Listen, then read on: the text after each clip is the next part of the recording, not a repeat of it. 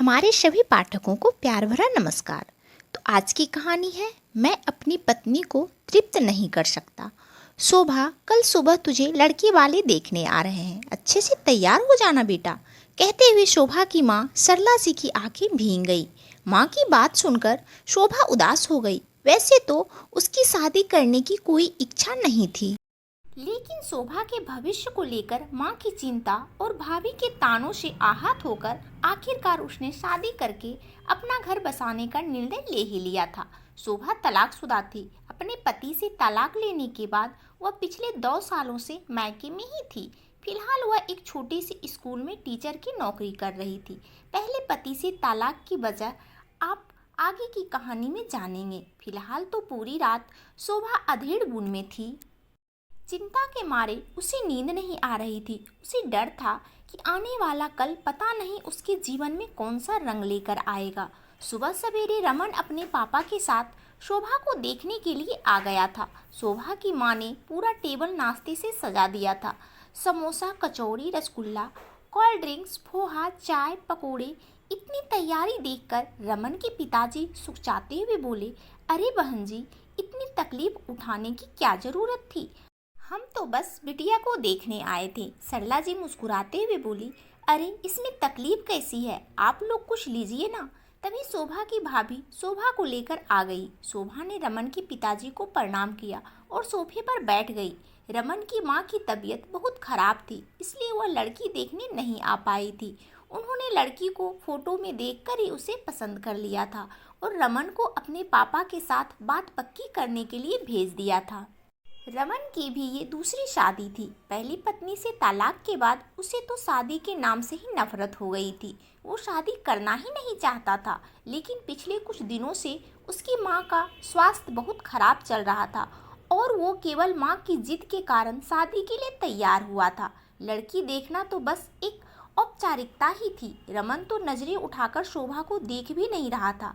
अभी सब कुछ तय होता उससे पहले ही रमन ने अपना मौन तोड़ते हुए कहा कि मुझे शोभा जी से अकेले में कुछ बात करनी है। शोभा चौंक गई, लेकिन वह भी रमन की बात सुनने के लिए तैयार हो गई।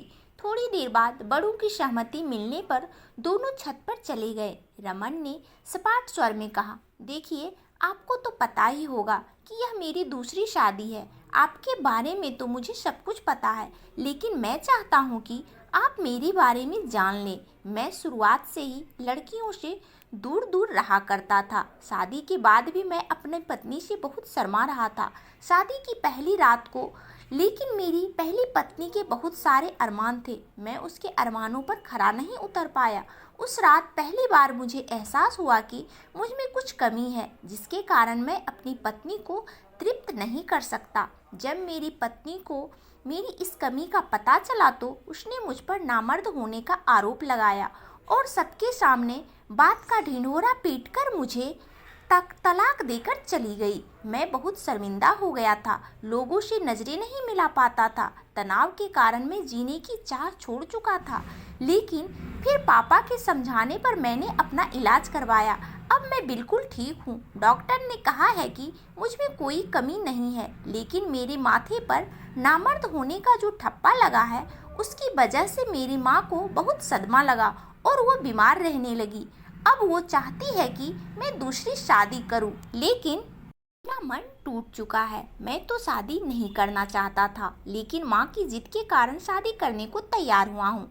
ये सच है कि पहले मुझ में पुरुषत्व की कमी थी, लेकिन अब मैं बिल्कुल ठीक हूँ। मैं आपको किसी बात के लिए अंधेरे में नहीं रखना चाहता हूँ, इसलिए मैंने सोचा कि मैं अपनी सच्चाई बता दूँ। आगे अगर आपको मुझ जैसे इंसान के साथ शादी करनी है तो ही हम बात आगे बढ़ाएंगे। शोभा की आंखों आंसू आ गए और वो सोचने लगी कि एक ये इंसान है जिसे नामर्द होने की सजा मिली और एक मेरा पहला पति था जिसने अपनी मर्दानगी के दम में चूर होकर मेरे सभी अरमानों को चकनाचूर कर दिया था। उसने ठहरे हुए स्वर में कहा कि मुझे यह रिश्ता मंजूर है।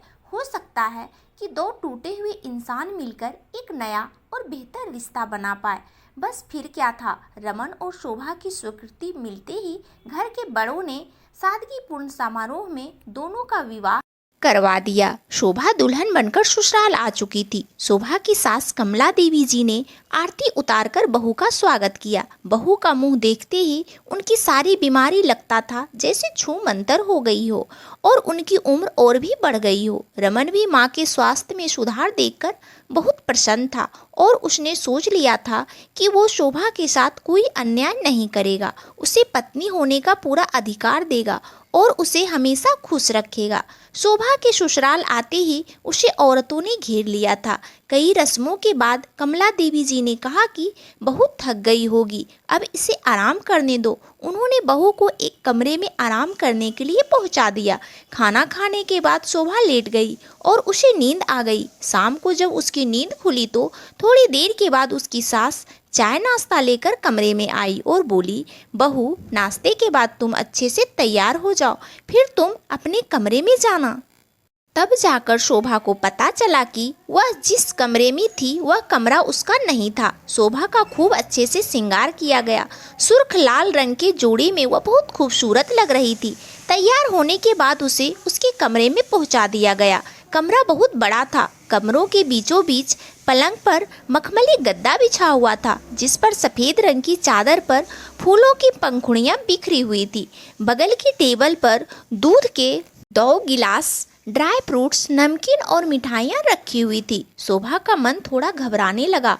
उसे अपनी पहली सुहागरात की याद आने लगी। उसके पैर कांपने लगे तो वो पलंग पर जाकर बैठ गई, लेकिन घबराहट के मारे उसके माथे पर पसीने की बूंदें उभरने लगी थी।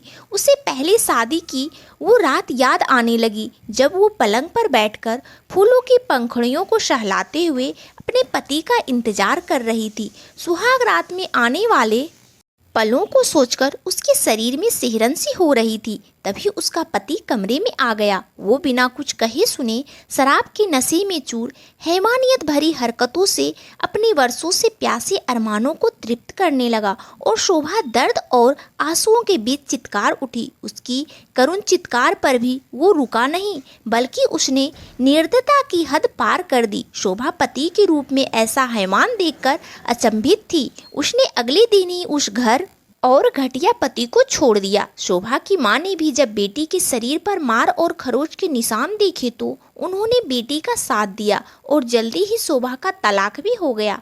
आज भी वो सुहाग रात की सेज पर बैठी थी, लेकिन उसी वो भयानक पहली रात आज भी भयभीत कर रही थी जब उसके पहले पति ने अपने हैवानियत के निशान उसके बदन पर छोड़े थे। उसे याद कर शोभा सिसक उठी।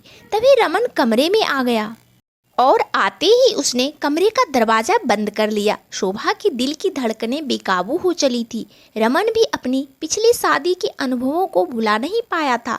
हालांकि उसने अपना इलाज तो करवा लिया था, लेकिन अभी भी उसमें आत्मविश्वास की घोर कमी थी। वो पलंग पर आकर बैठ गया। शोभा थोड़ा सहम गई कि कहीं ये भी अपनी मर्दानगी साबित करने के लिए हैवानियत पर ना उतर आए।